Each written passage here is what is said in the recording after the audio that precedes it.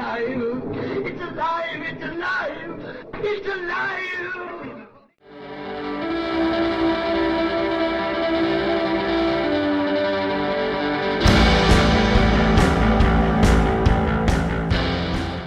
Hello and welcome to Alive After Reading. I'm your host, Tim Niederreiter, and with me today is a returning guest, though his last episode is kind of in the mists of time at this point. Welcome to the show, J. Daniel Sawyer. Hey, thanks for having me back. Resurrection is always nice. After 10,000 years... He rises from the ashes to say, what the fuck is going on now? What happened? Why am I back on this show? What is going on? Why am I talking to this weird guy from Minnesota? I mean, I'm not weird by writer standards, but I'm a little weird. Well, you're from Minnesota. That gets you into the weirdo club. Not where I'm from. Oh. Everyone has that here. Sorry. That's disappointing. Well, no. If you're a native and you still live where you were born, everyone's the same there. Anyway, That's true. So you want to talk? So Dan, yeah, let's talk about writing. I was gonna say, in the annals of weird, my hometown is just getting weirder and weirder. My home state, California, is going so California? off the rails that now I'm tempted to make a new superhero to be Florida Man's sidekick. We'll get California Man, and we can start with that guy that threw a bucket of diarrhea on a woman at Hollywood and Vine this week. Oh, boy. Okay, so this is the headline. No, California man throws bucket of diarrhea on passing stranger on Hollywood Boulevard. Sounds like another supervillain on the rise, right? to join Florida Man. Yeah. Also, the whole state went off the rails and then burst into flames. Is what it seems like now. Been trying to do that, which is a little less fun. But they used to contain that stuff to cults, right? They used when things would get that bad, they'd collect everyone together, they'd ship them off to Guyana, and then they'd drink Kool-Aid, and it worked okay. But now it seems the whole state's gone that way. Oh, boy. Okay, so... By the way, I have a dark sense of humor. Can you tell? Yeah, so now you've met Dan, audience. And you've met me and Dan. The two of us are both a little out of it and a little awkward right now. And a little, maybe not awkward is the right word. Maybe a little punchy is the right word. Punchy. Yeah, maybe this is going to be an R-rated episode, so be careful, folks. I mean, we always ride with the explicit tag, but this time it might be in full force. I'll do my best to make sure we earn it. Because I can't swear on my own podcast right now because I'm only doing the nonfiction. That's awkward, man. Well, I can't imagine. I just always do explicit tag. I get letters from 12-year-olds who are starting to write and they love the show, and I'm like, well, okay, so I'll talk about anything. Better keep it that way.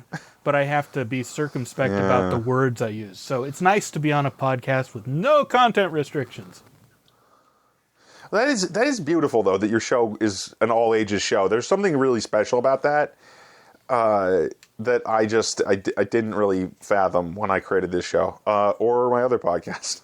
Well, it's the first all-ages show I've ever done. Almost everything I do is for adults only, but this one I started out doing all ages because I would have liked to have it when I was a kid, and then I started writing children's fiction too, so... Yeah, so there's definitely a parallel there. And I actually started listening to one of your podcasts. I didn't get that far into it because it was actually pretty steep. Mm-hmm. No offense. It was one of your fiction podcasts. Mm-hmm.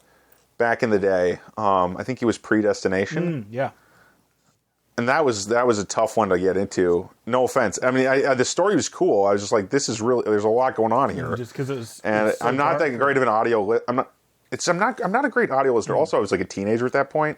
So it was a little surprising to me how much sex was in it. Yeah, well, it's not just a lot of sex. It's a very dark story. And now that I'm reworking, not to mention, a lot darker. Oh, well, that's uncomfortable because I thought it was pretty dark to begin with. Well, it was dark in a way that I understood darkness at the age of 27 when I wrote it. Now I'm 42 and I'm finally able to finish the series, and so I understand darkness in a much subtler way now. And so, as I'm finishing the series and folding it all together, it's a lot darker. It's also a lot brighter, so the contrast ratio is a lot wider too. Which is nice. It makes the darkness easier to take. But okay, so you got higher level. What was that word you said? Because I actually missed contrast ratio. Yeah, okay, but with what's the contrast point? You said that's the part I missed. I said the contrast ratio is a lot. The bright things are a lot bright, and the darker they're things a lot brighter. Are a lot yes. darker. That makes sense. I should have gathered that visual metaphor complete. Photographer, right? So. Yeah. Well, among other hats that you wear, right? Well, I like hats, Good hat is Yeah, me too. Ever since I lost my hair.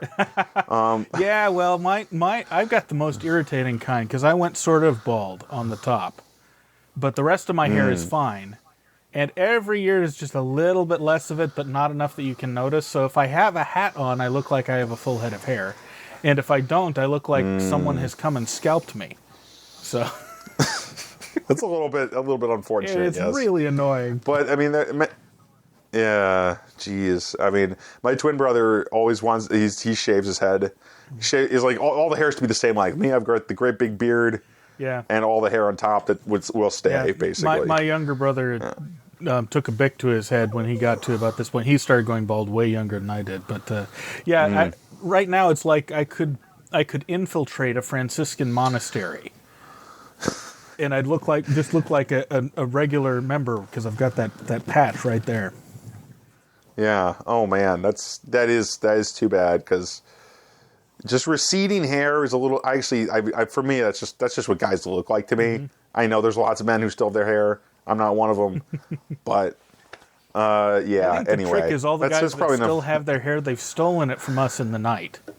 And well, actually, it's interesting because you mentioned that, but there was this kids fiction. There's like picture book, this like kids book. It was really wacky. I forget what it was about, but it was one of these books where it was like the secret things. I think it was the secret things grown-ups don't want you to know that I remember when I was a kid.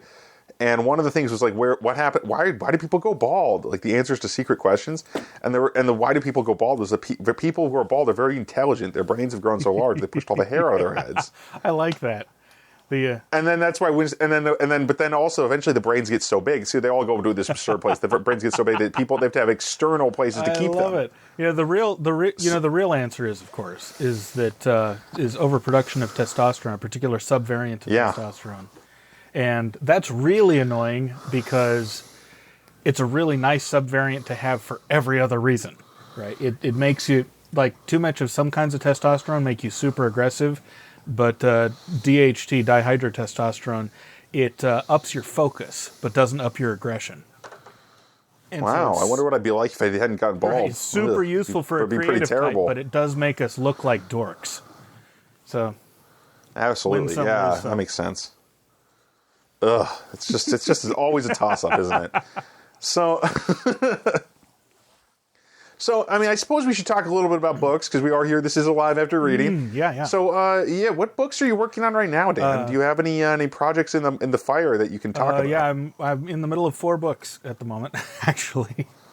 Well, just pick your favorite, if you can. Well, I'll choose your favorite child. I'll run through them real fast. The one that I'm I'm actively writing on at this very second, actually was writing on till you called, is called The Wolf of Venus, which is a dystopic young adult Heinlein juvenile-style science fiction story that's set about 800 years in the future on a half-terraformed Venus.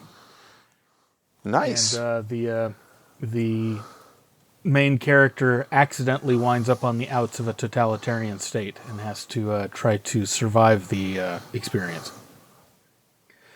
I'm gathering this Venus is not much like C.S. Lewis's depiction of Venus, but anyway. Yeah, it's not going to be much like it's not going to be much like anything from the golden age of science fiction because there's a hard science backbone to this particular timeline that this story goes into. Oh, I'm pretty sure. Do most of your science fiction stories take place in the same universe, or do they all do? They do actually. Just different eras. Yeah, actually, everything from my mysteries all the way up through.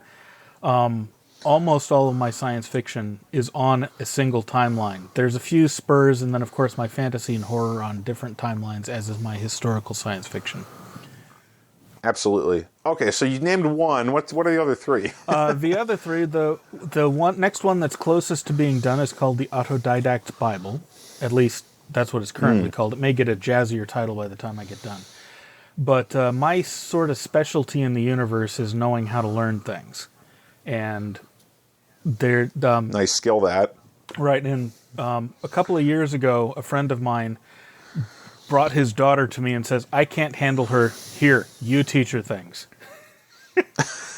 And so I've been talking to her 2 or 3 times a week ever since then, teaching her how to think. And out of that relationship has grown this book, because Wow. when you teach someone, you kind of begin to understand how to explain it and how to think about it in a whole new way. And I thought, Yeah. if she's having these kinds of problems with, because she's got an IQ, I'm probably higher than mine, really, really high, but she doesn't know, when we started talking to each other, she really didn't know how to think or how to acquire knowledge. She knew how to look things up, and she had all kinds of interesting ideas, but she didn't know how to tell what was worth pursuing and not. So, as we've been talking, I've been figuring out how you teach someone about epistemology and how to do it in a way that you're not feeding them what you think is right, but you're equipping them with the tools to discover what they think is right.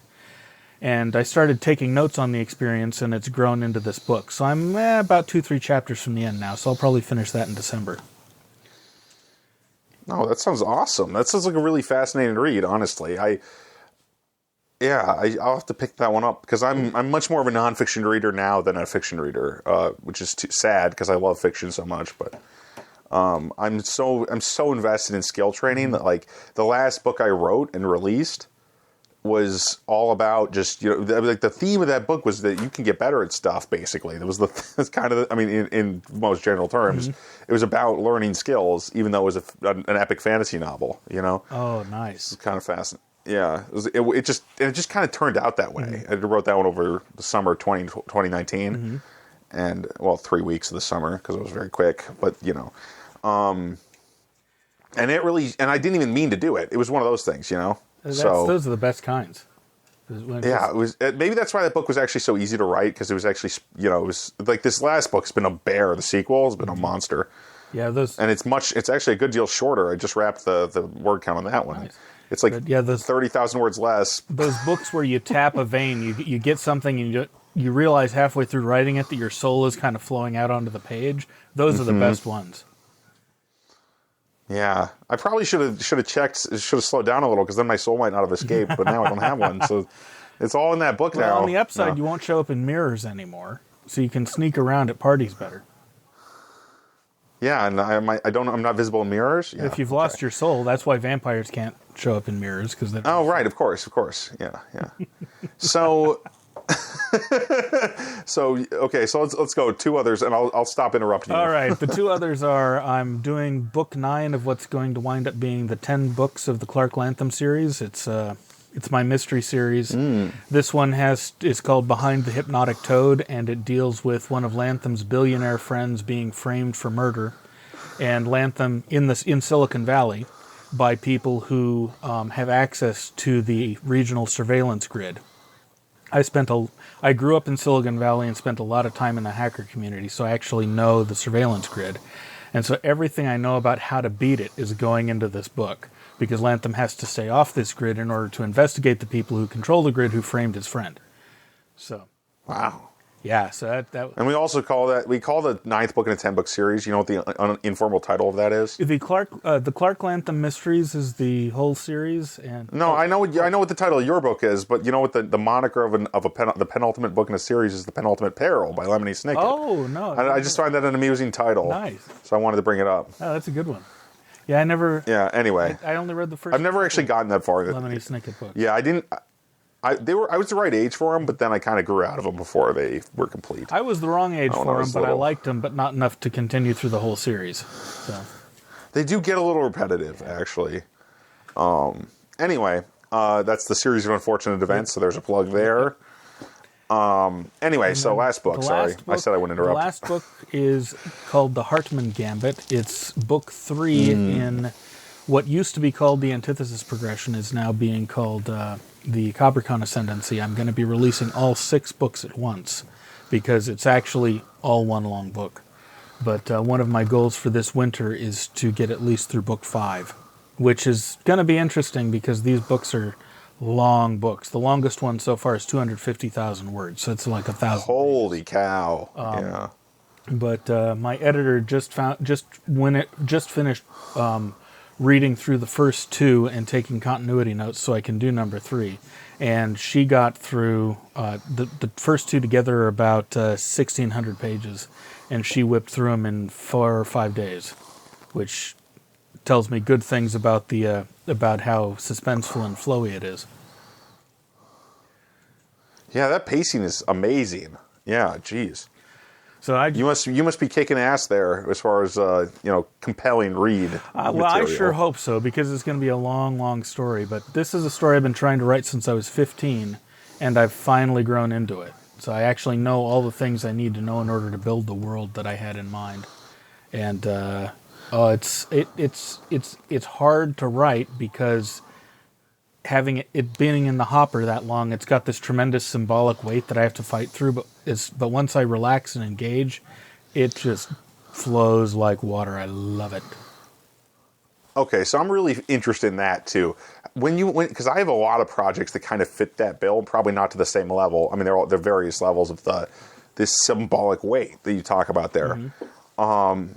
I mean, I don't know how to get through that, and it's kind of the guru here. I'm going to ask you, what sort of techniques do you use to just kind of relax when you're writing? That's really the key for me. I don't know how to do it. Well, all of the techniques that I use are designed to lead me past the emotional blocks into the story, and I don't worry about anything else. For me, a lot of it, I can usually get into it through mood. So if I've got a sense of the mood of the chapter that I'm going into, I'll put on music that matches that mood, or I'll put on a movie that puts me in that mood. And once I have the mood, I'm not a composer, and I'm only kind of a musician, but I grew up in a very musical environment, and I engage story very like music. They're structurally very similar. The lifts, the suspense, the resolution, the whole bit. And so if I can find the music of whatever part of the book I'm in, I can match that music with the stories I'm reading or listening to and with the music I'm listening to, and that slides me right in. Sometimes it's a pain, but that's my first and most important go-to. And my second fallback is the right drugs. In this case, it's the balance between nicotine and caffeine. I'm not a habitual smoker, but I do really like a good cigar. So if I'm living in a place where I can smoke a cigar at the place where I write my books, which doesn't always happen, then if I can get a really good cigar going and some really dark iced tea, and the flavors together settle me down inside myself and reduce my anxiety amazingly and help me find that sort of that zone of operation where time disappears, which is the best way to write as far as I'm concerned. No, that's amazing. Tricks to get into flow state are key. Yeah. I mean, they're really important. I mean, flow state's very important when writing, because I've written some scenes, when I write at least, some of my scenes will come out and they'll just be like, wow, did I even write this? How is this here? And others are like, well, I remember writing this scene and it's so clunky, it's impossible to read. Mm-hmm. It's one of those that, that's, if I remember writing a scene, that's not a good thing. Yeah.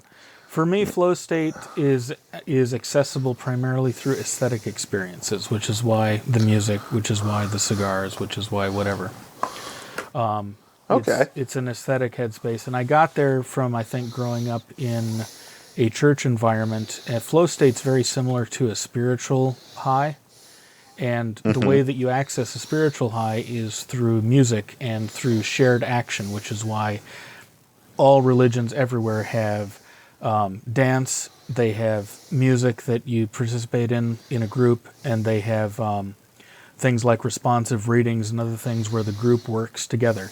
And what that does, Jonathan Haidt talks about the psychology of how this works in his book, The Righteous Mind. What that does is those are all triggers for altered states in the brain, and the flow state is one of the most accessible altered states for just about everybody. Okay. Yeah, I mean, I remember a good deal because I used to go to church, every Sunday. I was raised in the Catholic Church. Oh yeah, well that's aesthetics on steroids, the Catholics, man. Indeed. That's what I was saying. Like, that rings very true to me about feeling like I'm at a heightened state with the songs and everything and the service. And depending on what kind of what Catholic? I guess that's more true about Anglicans. But did you have like the censers and the chant? Well, it depends. I mean, we only brought the censer. I mean, in my local church, not so much. But when I would go to midnight mass every year on Christmas Eve. Yeah, and that was amazing. That's an amazing experience. That's where that's the most heightened church experience I've ever had. Pretty much, so every midnight mass I've ever been to. Yeah, probably I've been coming to appreciate a lot more how foundational my religious experience as a kid was to me, in terms of my creative life. As I've been reading, in research for the current book I'm writing, I've had to read a lot of, ironically, very dark stuff about propaganda and thought control and stuff like that, and also just basic stuff like Height's The Righteous Mind, which goes into moral reasoning and how moral communities are held together. And if you ever there's this story that Joseph Campbell used to tell about a friend of his who was a victim in the Holocaust, who before he was caught and arrested, he was passing himself off as German, and he attended some rallies just because everyone was expected to, and he found seats that were out of view in the shadows so he didn't have to raise his arm and salute. And he said that the aesthetic experience of being at those rallies were so powerful that as a Jew with friends in the camps, he found his arm going up anyway. Wow. And it's aesthetics are... That's scary stuff. Right. Well, it gives you an idea of the level... In that context, right. It's terrifying. Gives you an idea of the level of power associated with all the trappings of ritual that you get in the Catholic Church, because the Nazis plundered from that ruthlessly. And in religious traditions, they're all designed to give you access to this altered state of consciousness where you become one with the universe and with the group around you and with your own personal history and things like that. And that is the flow state zone where your sense of self intermingles with what you're doing. So you can learn from that, from the way that both fair actors and foul have used that part of human psychology to manage your own state of consciousness and flip yourself into flow states more on demand than most people can do. Ooh, boy, got to add that skill to my toolbox. That's gonna make things a little bit easier to actually stick to the writing, because that's one of my reasons that I'm really poor at writing rough draft by hand, typing it up even, because when I type, it takes too long for me to just get to not overthink it. Because I'm kind of a slow typist. So I psych myself out. By the time I've written for an hour and a half, I'm usually screwed. So I get 2,000 words at most, and then I can't really do much more for the rest of the day. But if I can do 2 hours of dictation in a day, which is what I've been doing lately, that produces 13,000 words. So I don't really need to do more words that day. And that's totally doable because it's so quick, and I've done 6 chapters or something in that same time frame. I mean, the dictation is a skill that I haven't been able to develop. So my hat's off to you. I'm a talker. Well, I am too, but I learned how to talk in an academic environment. My father was a college professor, so my talking is all nonfiction. Yeah, it's actually funny because I was a game master since I ran my first role playing game when I was like 7 or 8. So I've been gaming like that my entire life, pretty much, about 20 years at this point. There you go. And by the way, if you want to strengthen that correction between your mind and your fingers, try typing with your eyes closed. Oh boy, I'd be afraid to see what happened. I'm not I don't even use the home row. I'm really bad typist. Okay. Well, if you can teach yourself to touch type and then you start typing with your eyes closed, that removes that sort of closes off your ability to judge what you're writing, and that makes it flow better. I see. I mean, okay, so that's the other thing, because when I type, I have to go back and delete every other character because I'm such such inaccurate fingers. It's that kind of thing. Gotcha. Anyway, but I still do 25, 30 words a minute. So my typing style has been compared to a machine gun. Nice. but it's about as precise. Actually, I think it was Rain on a Tin Roof, which is the sound of a machine gun. Nice. It's just very loud because I hit the keys hard. So, Dan, we have been meandering quite a bit. We've talked about a lot of interesting stuff in a pretty short amount of time here. But I've noticed that we are actually pretty much out of time. Oh, no. As it tragically happens on this podcast all the time. But not quite to this extent most of the time. So first I'm going to ask you what you've been reading lately. Can you tell us a little bit about that?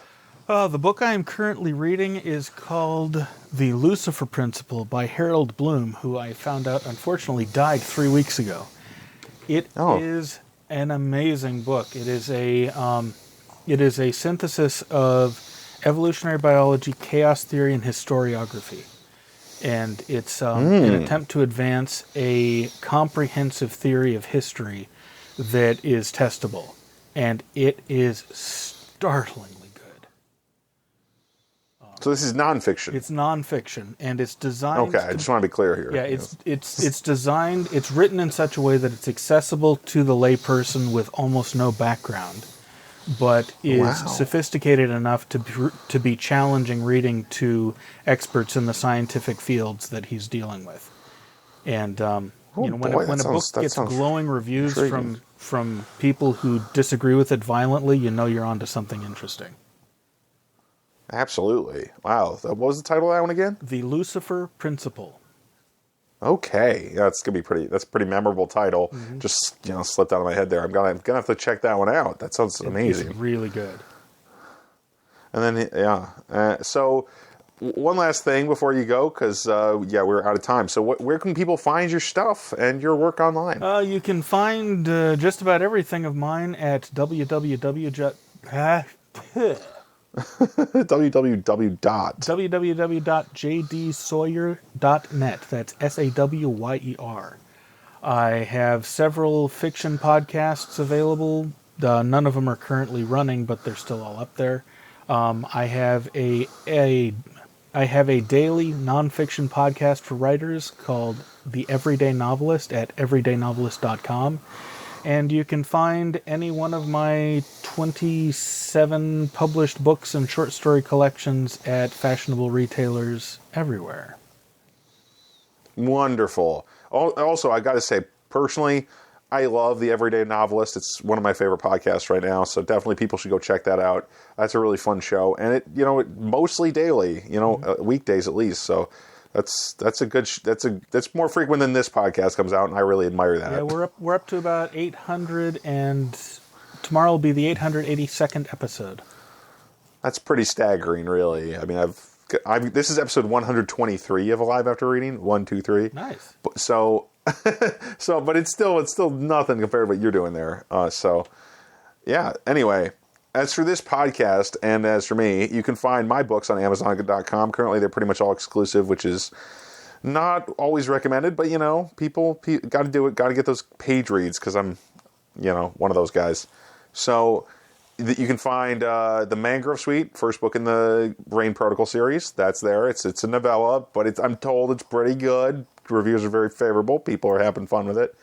But also check out Stormfleet. That's the Pillar Universe series. Check out Demon Scroll. That's the newest one. And, of course, Shadow Prince will be out shortly after this podcast airs. So check all that stuff out. Shadow Prince is the sequel to Demon Scroll, by the way. Well, that's the Demon Hunter series. If I can plug on that level, check out my Clark Lantham mystery series. If you like dark, chewy noir with a really edgy sense of humor, they will not disappoint.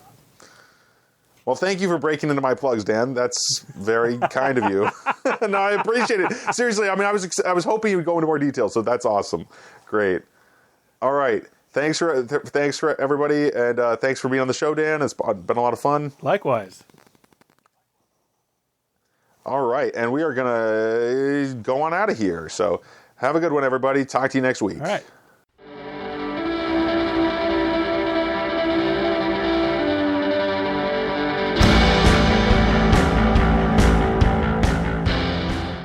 That tears it.